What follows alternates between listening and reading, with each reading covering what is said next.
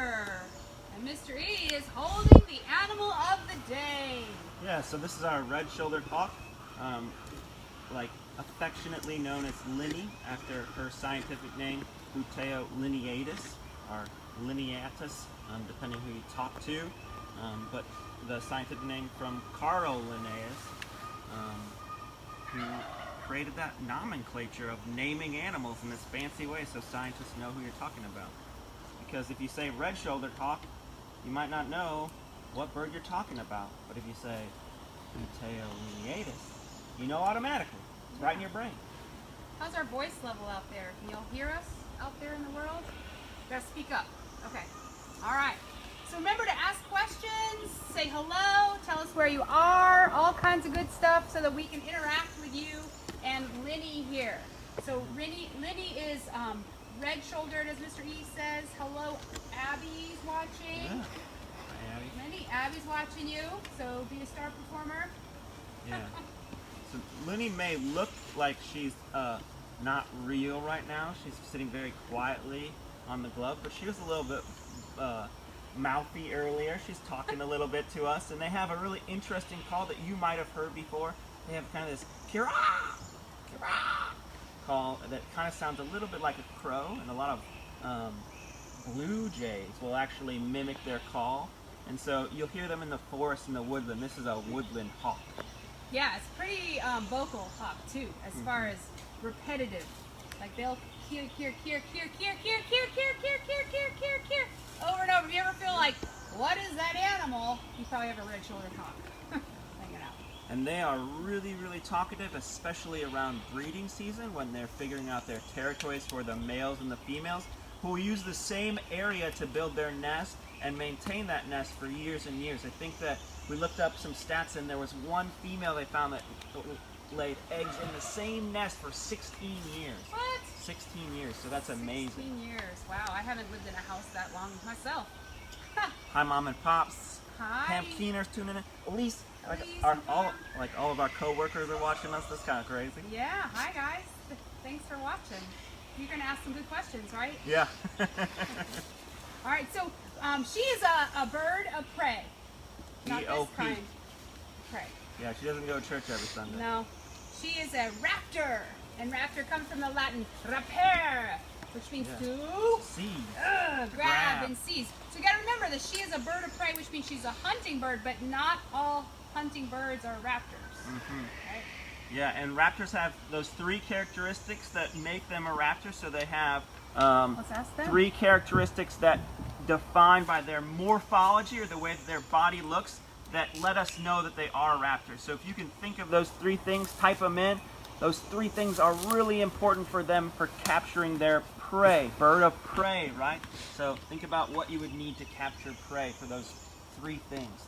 Yeah. And of course, I wrote a song about it. What? A hawk is a raptor, yes indeed. These three things that make them be. I'm not going to tell you, you got to type them in. What are they? What makes it a raptor? Yeah. A bird of prey, a hunting bird. It's just my hand. Because we're going to tell you, but we'd rather have you talk with us, share your knowledge, ask questions. Yeah, while we're waiting on the answers from you, because we like to ask questions and we like you guys to ask questions as well, we can talk a little bit about why I have a glove on, and that maybe will give you some insight. So the glove here protects my hand from the bird's feet, and those feet are very strong for capturing prey. What else it does is it allows me to hold the bird comfortably and for it to be a comfortable perch for the bird as well. When they perch, they lock their feet sometimes. That's going to keep my hand protected and also keep them stable on the perch. They're so stable, though, that even when their body moves, their head stays relatively in the same spot. And that allows them to focus on their prey and find their prey easily. Oh yeah, so answers are coming in, Michelle. Oh, yeah. Good job. Curved, sharp beak, Sharp, curved talons, beak. and eyesight. I think you mean exceptionally good eyesight, Yeah. right? Good vision, long vision. Awesome, good job. We knew you could do it. Patty wants to know, do they have good night vision, Mr. E? So the red-shouldered hawk is basically the companion bird, or serves the same ecological role as our barred owl that we talked about earlier in the last month actually.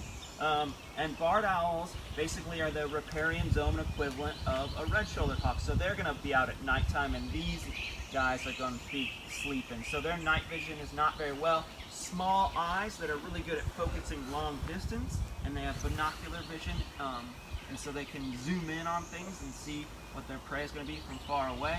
But they cannot see very well at night, probably about as well as a human can. Yeah, in fact, nighttime has a magic trick on them. If you put them in the dark, like you've heard of putting like a cover over your parrots, your parakeets, any diurnal bird, it's going to simulate darkness, nighttime, and it'll cause them to calm down, to be still. Because I guess that's helps them survive from being preyed on. Yep. Moving around at night, you get seen. Good job, Emily. She guessed it too.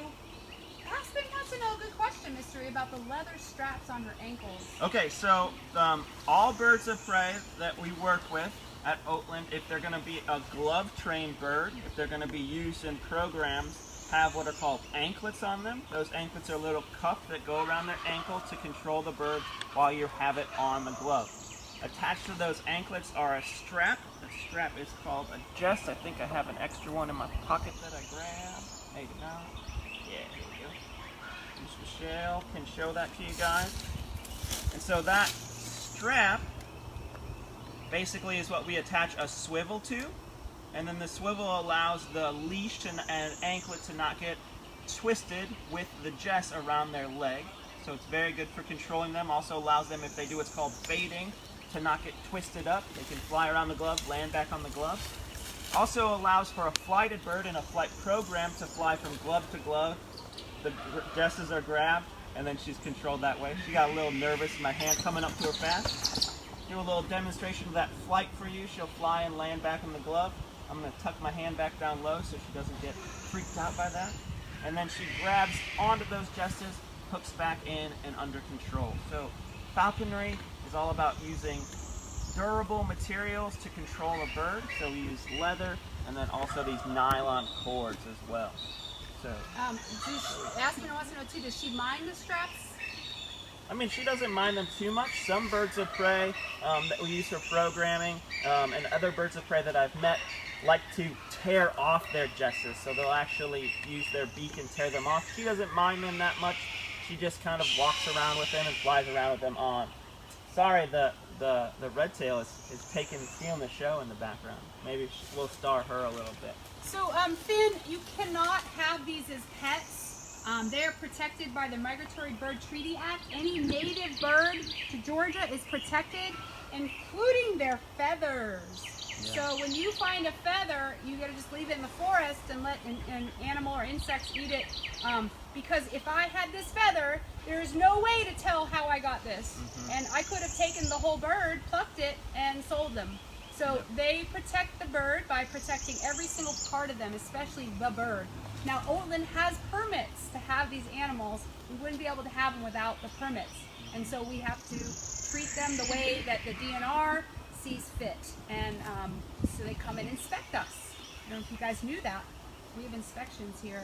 In order to have our animals, we have to have permits. It's a good thing. Georgia's super protective of wildlife, too.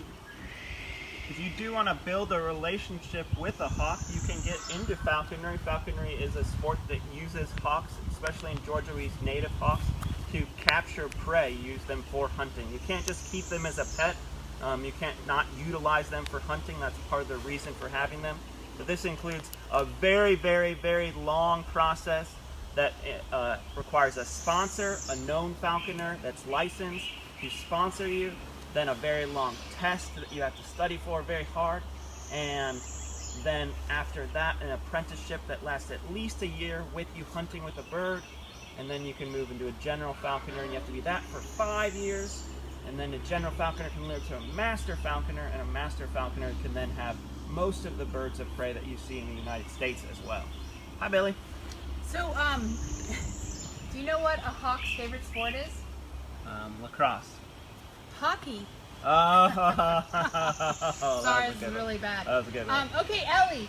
She's called a red shoulder. She does have shoulders. Yeah. And they're rough. They're buff colored. Sorry, buff is reddish colored. She just has them tucked in, but they're right there on the top of her wing. Yep. If you actually looked at the bones of the skeletal system of their body, they have all the bones and arms that we have too. So they're just modified into wings. So that's all. So yeah, so she's a red shoulder, and she is commonly mistaken for a red-tailed hawk. Yep. Especially a juvenile red-tailed hawk, because they have the banding on the tail like she does. They don't get their red. How long does it take them to get a red tail? Usually about a year. Usually about a year. So Their first molt. Yeah, so you, the birds are like come around and warning everybody about her. She's a predator. There's a flycatcher up there. Yeah, I don't know if he's warning them, but yeah. So she has the similar appearance to the red-tailed hawk, and a little bit smaller bird. She has abilities that the red-tailed hawk may not have as well. Like she can fly through a forest a little bit better than a red-tailed. A red-tailed hawk is more designed for soaring and gliding over open meadows and fields, and she can kind of duck, dodge, dive, moving through forests a little bit better. So that helps them not hunt for the same foods, right? Yeah. They're not going to occupy their same niche. Speaking of hunting for food, what time do they eat their dinner, Mr. E? I don't know what they do. So it depends on when they are fed, when they eat. So with a normal day, they'll get fed probably in the morning between 10 and noon, maybe in the afternoon, depending on if something else has come up for animal care. And they'll eat that food fairly quickly if they're hungry. And if they're not very hungry, they'll eat their favorite parts. So they'll typically just eat the head, or maybe some of the viscera, the things that are very nutrient rich. What is the viscera, Mr. E? The guts. Tell our young friends. The guts, the organs. Yeah. The meaty bits are less desirable.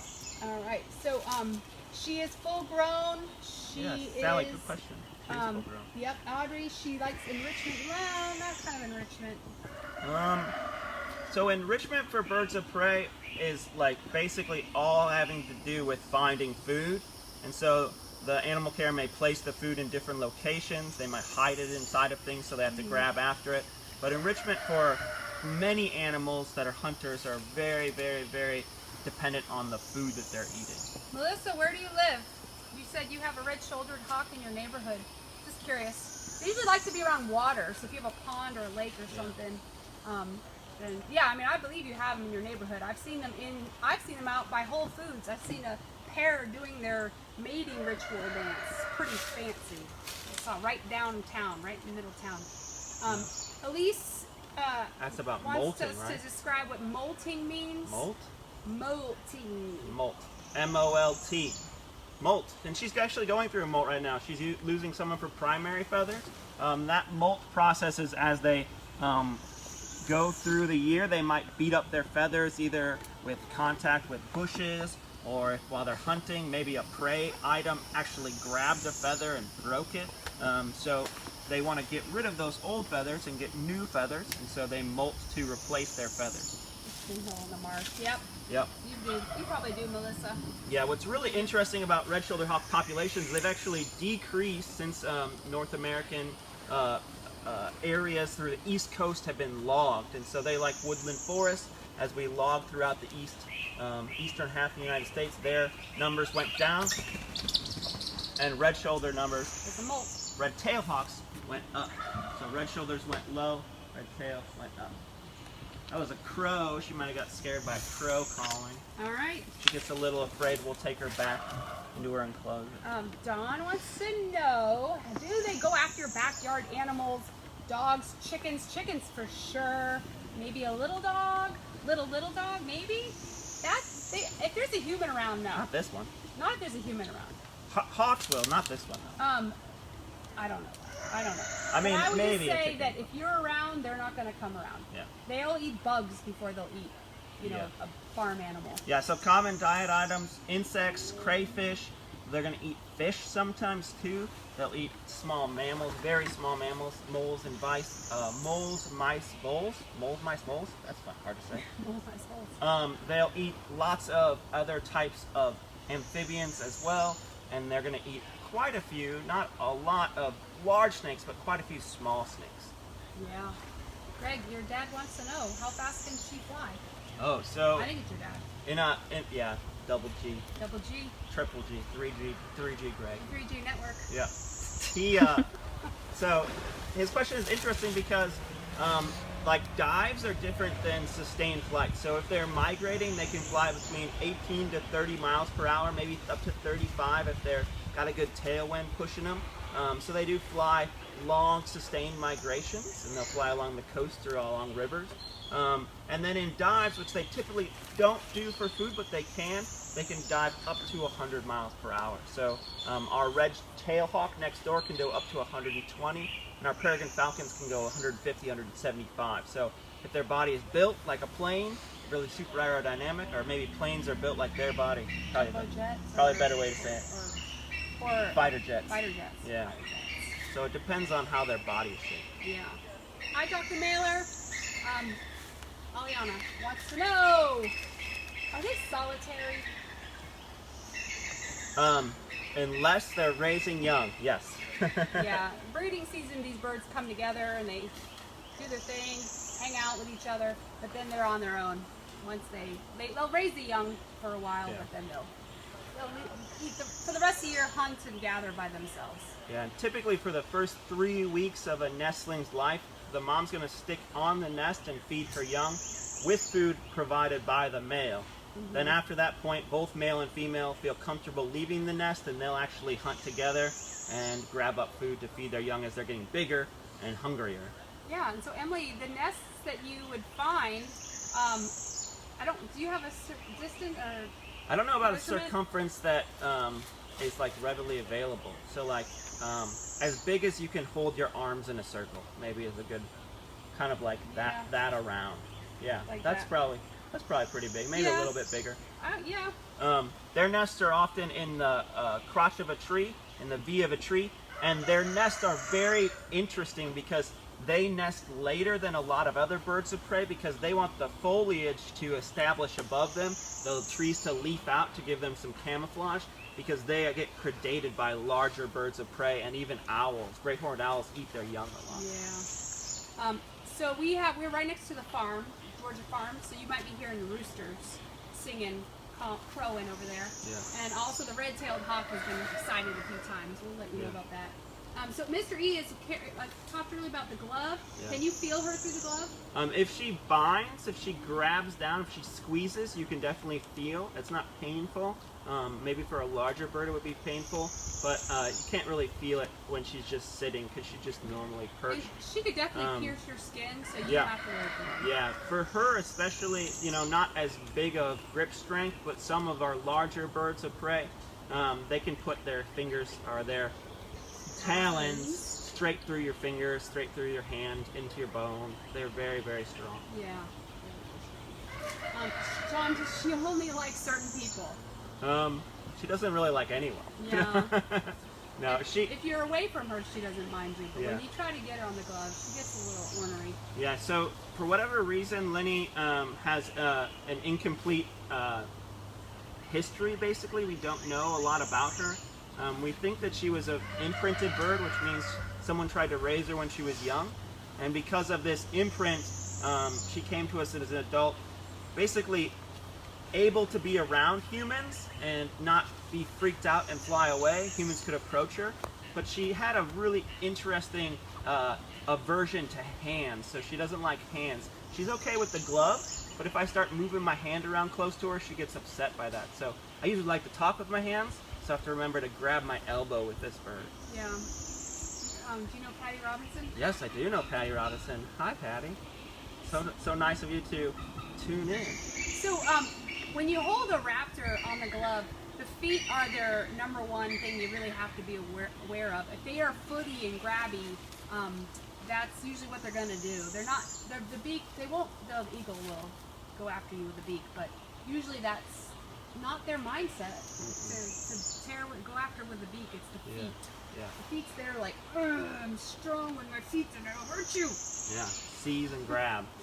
Yeah, most hawks and birds of prey, except for our falcons, actually kill with their feet. They kill their prey with their feet by squeezing or footing, driving their feet into it, driving the talons into the prey item.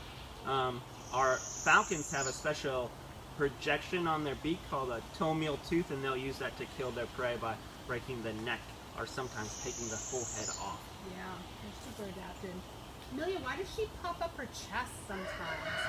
That's a good question. Yeah. I like that question. Yeah, so if she's scared or unsure, she's going to make herself as big and as scary looking as possible. So she's going to puff up her chest. Humans do that too, puff up their chest, spread their shoulders, spread their arms if they want to scare someone off. She also might puff up her chest to do a little bit of ruffling or rousing, and that's going to realign her feathers, maybe shake off some dust, shake off a mite or something. If you're a wild bird, you got a parasite load, you might do that. And then they're also going to preen quite a bit, which is the process of them cleaning themselves, just like a cat licks and cleans himself. They're going to preen with their beak. Let me talk a little bit about their. Oh, hello, Deborah. Thank you for your live. Thank you for thanking us. Yeah. Thank you for watching. We're so glad and you asking appreciate it. questions. Yeah. I'm going to talk about her eyes because Yeah. some of my favorite adaptations are about her eyes. Maureen wants to know, are they silent hunters? No. No, they're pretty loud when they fly. Let's see if you can hear this. You hear that? Can you hear that on the thread? So hawks make a noise with their wings. Owls are silent. That's their official adaptation. But going back to the eyes, so look at her eye, and I want you to notice a couple things. Notice that she has like kind of a mean look, like kind of like what a venomous snake would have, like a brow that's frowning a little bit. That's called the supraorbital ridge, and it's basically the same thing that Mr. E has on his head. Mm-hmm. It's like a visor. Yeah, And it brim of a helps- hat. Yeah, it helps to keep the sun out of her eyes because vision is so important in the daytime. Awesome, you guys can hear it. But looking in her eyes, I don't think you can see this, but she has a super awesome adaptation. In her eyes, there's an oil that is secreted over her eyes, and it allows her to see something amazing. She can see things bioluminesce, or fluoresce rather, I should say. Fluoresce in ultraviolet light, so sunlight. Things like urine glows in ultraviolet light. You ever tried a black light trick and find out you can see urine? Pee, for you out there that don't know what urine is. You do, right? You can see it glowing under ultraviolet. So why does that help her? How does that give her an advantage? Why would she want to see pee? Anybody know out there? Super cool. So if you're a hunting animal, it takes a lot of energy to get your food, right? You have to fly. Have you guys flown lately? Ha! It takes a lot to fly, doesn't it? A lot of your food resources. So she's gonna try to minimize that as much as possible, either by soaring or how about sit and perch and look around you. And if you can see pee glowing on the forest floor, you know you're in a prime hunting spot. And if you don't, you can just keep flying around till you see an active area where there's rodents running around and peeing. And so that is absolutely my favorite adaptation that hawks have. They can see things glow under ultraviolet light. Now that's not uncommon in nature. You guys may know of this bird called the black-capped chickadee. The little tiny bird with a black cap. Well, that black cap actually fluoresces in the light, and they see something different than we see, and that helps them attract each other and find out who's the more attractive bird. And she can see that flash of light in the forest, so that helps her find chickadees. And she eats birds for sure. Yeah, Emily, you got it. So she can know where the prey lives. And what's really interesting about this too is that red-shouldered hawks specifically are not necessarily a perch and watch kind of predator. They're going to find a prey item or find a trail, and they're going to cruise the forest, flying low to the ground, and when an animal spooks and starts to move, they're going to change their course really quickly with their amazing long tail, change direction, and go down and grab that. So they kind of do this flight that they use to ambush prey, which is super cool adaptation for them. Yeah, the red-tailed definitely more of a sitting and watching, looking around the area and on their perch. So I just had something happen. Something flew by and I wanted to say something about it. What was it? Oh, I just saw a vulture fly by. Ooh, yeah. And you know that, what's another nickname for vulture? Anybody know another, I guess not misnomer, but another nickname for a vulture? Have you guys heard of buzzards? Mm-hmm. Well, in England, hawks, this kind of hawk would be a buzzard. Yeah. And not a hawk. So it's kind of interesting, huh? Yeah, hawk is a very North American word, kind of a New World word. When everyone came over and all the languages got mixed up, we started using hawk for birds that are actually closely related to what we think of as buzzards over in England. So buzzard is a much more correct word for them, but we use the word hawk here. And that's since spread as well to other countries. So. I'm looking at her eye again, because I love the eyes. I don't know if you guys can see this on the camera, but she'll blink super fast, like a lightning shutter, camera shutter speed. And do you notice that she has a nictitating membrane, an eyelid that goes side to side really fast? It kind of gives her a milky eye for a second. So that's a characteristic that we see in birds and alligators, right? Do you remember our alligator show? Yeah, related, right? Yeah, and there was another question I didn't get to. Sorry, we're getting it back up here. Eggs. Yes, she does lay eggs. Yeah, yeah. They're not fertilized though, unless somebody visits her. Just like a chicken will lay an egg. If you are set up to lay eggs as a bird, you're gonna lay an egg in the right season. Yeah. And she's a springtime nester. Yep. So she just kind of worked it out. She's got through it just not too long ago. Yep. And then we take the eggs, and then she's over it. Yep. After her little cycle. Is she a chicken hawk? Nah. Which one's the chicken hawk? Red tails are chicken hawks. Oh, red tails are chicken hawks? So these guys might try to go after a chicken. They're birds that might go after chicken because they're an easy prey item, but that's a large meal that they have to eat and then fly away with inside their body, and they really can only fly away with a few mice in their stomach, not a whole entire chicken.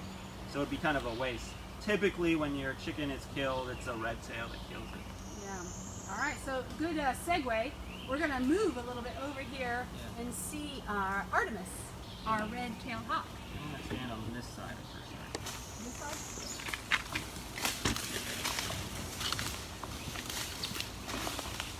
So Artemis. Okay. Where do you want me to stand? Can you see me here? All right, here we are. She's down on the ground, if you can take her there. Now, you might notice that she's dark. She's a kind of we call it a dark morph of red-tailed hawk. And actually, I was just out in California, last year, actually, and almost everyone I saw was a dark morph. Yeah. So, but we have 3 different morphs, right? Mm-hmm. 3 different morphs of red-tailed hawks. So the number one characteristic, what is it? When you see them, when you look up, you see them soaring, you might have a different characteristic than me. You might notice the red tail, right? The red tail is on the upside, dorsal side, what do you call that? Top dorsal, side. Yeah. The dorsal side, not the ventral side. But when I look, I see the comma marks. She's got, they call them patagial marks on her wings. They're little black commas. That's the way I look and know, because I know that red tail isn't always there. That red tail takes a year, like Mr. E said, in their juvenile to grow in. So I look for the patagial commas, the patagial marks. You can look for that too. Next time you look up, look for the black commas. I think it's about right, is it on the elbows? Yeah. Right in here. And these guys have a white semicircle under their wing, kind of crescent. Daniel asked, why do they have so many branches on perches? That mainly has to do with them not being able to fly. So Artemis is a unflighted red tail, meaning that at some point in its life it was damaged to the point where it cannot fly. So specifically for Artemis, that means a wing amputation. So if you look really closely when you visit next time, or if we get a good shot of Artemis when she's perched, you can actually see that wingtip missing. And that wingtip had to be amputated because of a collision with a car. Yeah. And I don't know if you guys have been listening or heard her earlier when she was vocalizing. That, my friends, is Hollywood's eagle. Yeah. Drives me crazy. It's really hard. Yeah, you can see it. It's really hard to be an ornithologist and watch Hollywood. You're constantly going, wrong habitat. Nope, wrong bird. But they'll always play the call of a red-tailed when they show you a soaring eagle. Yeah. Sounds a little bit more, I guess, powerful. Yeah, eagles sound a little bit like a group of laughing hyenas, whereas red-shoulders and red-tails have a very distinct, very long, very screamy call. But I think red-tail's a little bit more powerful, like Michelle said. Yeah, they have that. Sounds like a banshee. Yeah. That's what Dawn says. She loves it. She was getting excited earlier when she was calling. That's Dawn, our foo friend here. Awesome. Well, any questions that y'all have out there? We have a fun Friday for you. That's an alliteration. Fun Friday for friends. For Foo Friends. For Foo Friends. So we're going to have a guest presenter. We're going to, Greg Stewart from the CEBA, the Chatham, wait, help me out. Coastal Empire Beekeepers Association. No, not Chatham. Yes, he is going to open a hive with us. And we're going to go inside and look for a queen and learn all about honeybees. Yeah, it's going to be super exciting, so get your honeybee questions ready. Be thinking about other places that you want to see at Oatland, other topics you want us to investigate. And also be looking for these birds. So you're going to see the red tail out soaring around. Look for that red tail, very diagnostic. And then look for that red chest on the red shoulder. You might see her as well out. And definitely keep your eye out for all sorts of new birds as the migratory birds are moving through right now. So lots of color in our forest, lots of new song. So keep your ears and eyes open, folks. Yeah. And there she baits. Well, thank you so much for joining us. We really appreciate you. We hope that you will join our Friends of Oatland if you're not already. And follow us, like us, share us. Yeah, SCC PSS channel 195. Yep, check it out. We're going to be replaying all of these episodes, and you can also find them on Oatland Island's YouTube channel. Check us out, guys. Fun learning you can do. We miss you. Stay curious.